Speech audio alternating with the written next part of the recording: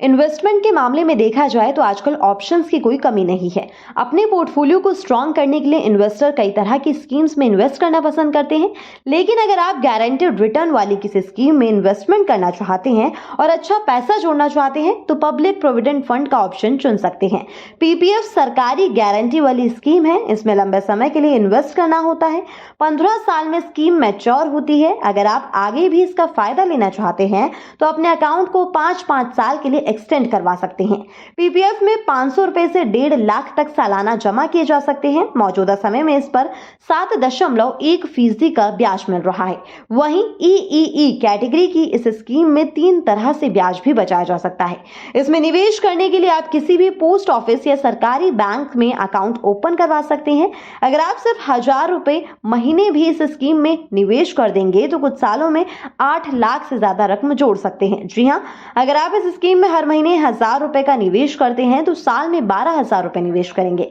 Scheme 15 साल बाद mature होगी, लेकिन आपको इसे 2 बार 5-5 साल के लिए ब्लॉक में बढ़वाना है और इन्वेस्टमेंट को लगातार 25 सालों तक जारी रखना है। अगर आप 25 साल तक हर महीने 1000 रुपए निवेश करते हैं तो आप कुल 3 लाख रुपए का इन्वेस्टमेंट करेंगे, लेकिन 7.1% ब्याज के हिसाब से आप 5,24,641 रुपए सिर्फ ब्याज से लेंगे और आपका मैच्योरिटी अमाउंट 8,24,641 रुपए हो जाएगा। पीपीएफ ईईई कैटेगरी वाली स्कीम है, इसलिए आपको इस स्कीम में 3 तरह से टैक्स में छूट मिलेगी। ईईई का मतलब है एक्सेम्प्ट एक्सेम्प्ट एक्सेम्प्ट। इस कैटेगरी में आने वाली स्कीम में सालाना जमा करवाई जाने वाली राशि पर टैक्स नहीं लगता। इसके अलावा हर साल हासिल होने वाले ब्याज पर टैक्स नहीं लगता और मैच्योरिटी के समय मिलने वाली पूरी राशि भी टैक्स फ्री होती है। यानी इन्वेस्टमेंट, इंटरेस्ट, रिटर्न और मैच्योरिटी तीनों में टैक्स की बचत होती है। पीपीएफ अमाउंट एक्सटेंशन 5-5 साल के ब्लॉक में कराया जाता है। पीपीएफ एक्सटेंशन के मामले में इन्वेस्टर के पास 2 तरह के ऑप्शन होते हैं।